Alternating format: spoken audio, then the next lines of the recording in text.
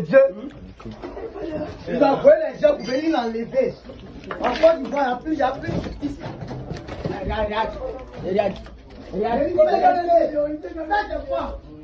Ils ont cassé la télé de mon père spirituel.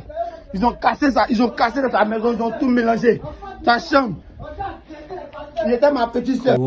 Il était avec ma petite soeur, ils sont venus, ils ont tout saccagé dans ma chambre. Donc tu penses que ça là, tu es en train de défendre ton père spirituel comme ça. Ton père spirituel là, il faisait quoi avec ta petite soeur dans la chambre? Est-ce que la chambre de ton père spirituel, c'est son église? Qu'est-ce que ta soeur est censée faire avec ton père spirituel dans sa chambre?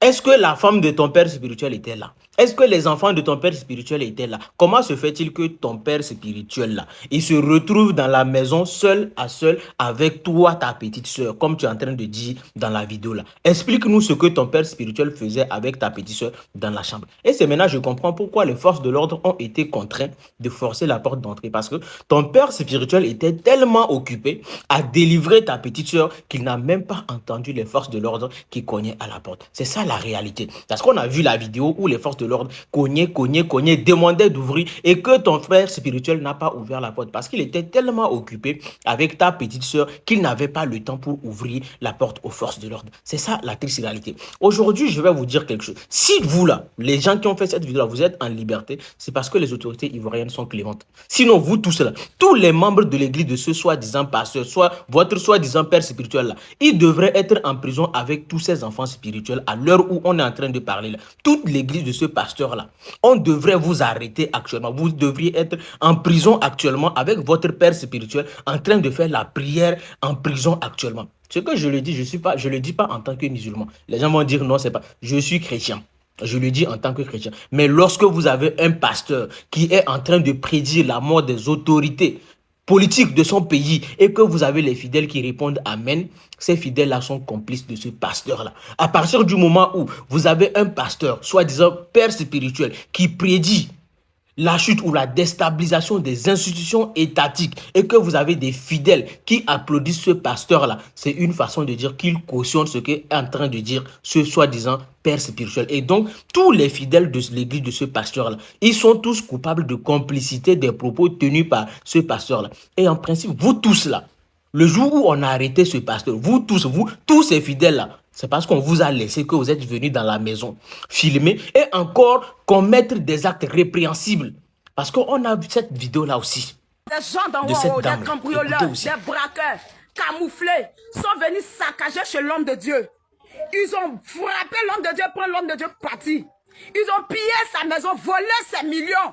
Regardez dans son bureau comme ils ont tout ici, saccagé. vous entendez la dame là également. Elle tient mais des accusations très graves où elle accuse les forces de l'ordre d'avoir volé dans la maison de son père spirituel. Mais quand elle sait le montant qu'on a pris dans la maison de son père spirituel, comment se fait-il qu'une fidèle qui est juste censée être simple fidèle, qu'il n'y a rien entre elle et puis le père spirituel, mais elle sait que son père spirituel gardait des millions dans sa maison. Cette dame-là, les autorités doivent l'arrêter pour qu'elle aille expliquer quel est le montant exact que les forces de l'ordre ont pris dans la chambre de son père spirituel et comment elle savait que son père spirituel avait de l'argent en liquide caché dans sa chambre et que les forces de l'ordre ont pris cet argent. Soit elle nous dit également que il y avait une relation autre qu'une relation entre père spirituel et fils spirituel. Parce que si on est juste fils spirituel de son pasteur, on ne peut pas savoir que son pasteur garde des millions dans sa chambre. Si elle sait que le pasteur gardait des millions dans sa chambre, c'est parce qu'il y a une relation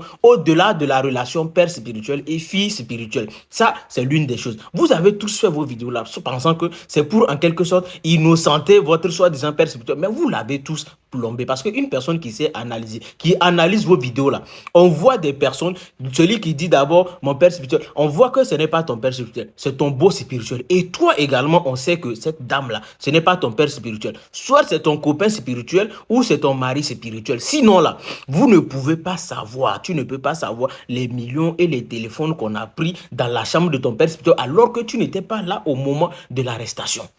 Comment as-tu su qu'on a pris ces sommes-là, on a pris tout cela au moment de l'arrestation? Et moi, je voulais dire quelque chose aujourd'hui aux Ivoiriens. Faites très, très attention, la jeunesse ivoirienne.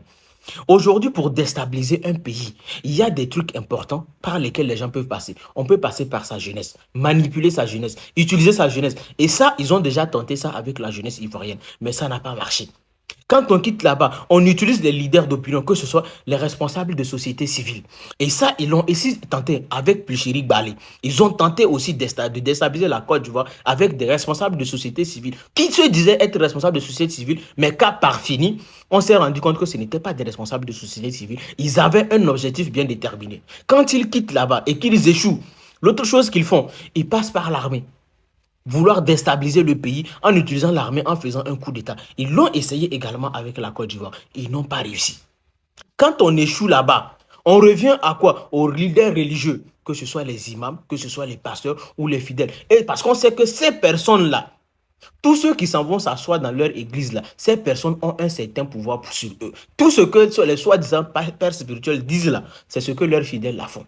Et donc, on passe par ces gens-là aussi pour déstabiliser un pays. Ils l'ont fait également. Ça a commencé avec Eli Pada. Eli Pada, ses prophéties ont échoué. Et puis, votre père spirituel avait prédit que le 10 août, les Ivoiriens vont se réjouir. Alors, sûrement, les Ivoiriens vont se réjouir de son arrestation. Je pense que c'est le cas. C'est ce que Dieu lui a montré, mais que lui, il n'a pas compris. Dieu lui avait montré que le 10 août, là, on va l'arrêter. Et que les Ivoiriens vont se réjouir. Dieu lui avait montré que le 10 août, là, son plan de déstabilisation, le plan qui devrait passer par lui pour déstabiliser la Côte d'Ivoire, ce plan allait échouer. Et que les Ivoiriens allaient être dans la joie. C'est ce qui s'est passé exactement.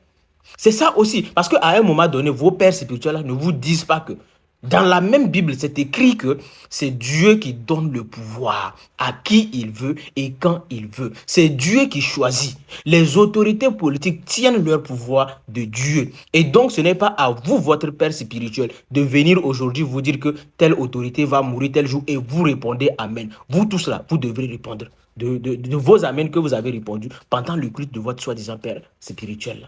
Aujourd'hui, là, la Côte d'Ivoire n'est plus sur les sentiments. On n'est plus à une époque où on va dire père spirituel. Vos pères spirituels ne sont pas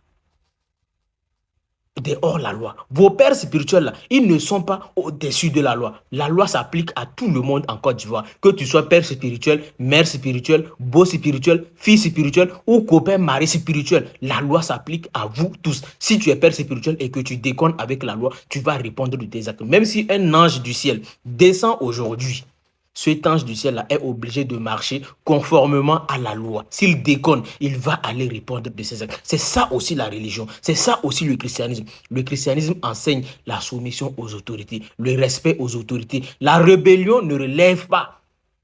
Je ne vois pas une partie de la Bible qui enseigne aussi de se rebeller contre les autorités. Donc, votre père spirituel là, j'espère que les autorités ivoiriennes, vous tous là, vous allez répondre avec votre père spirituel là-bas.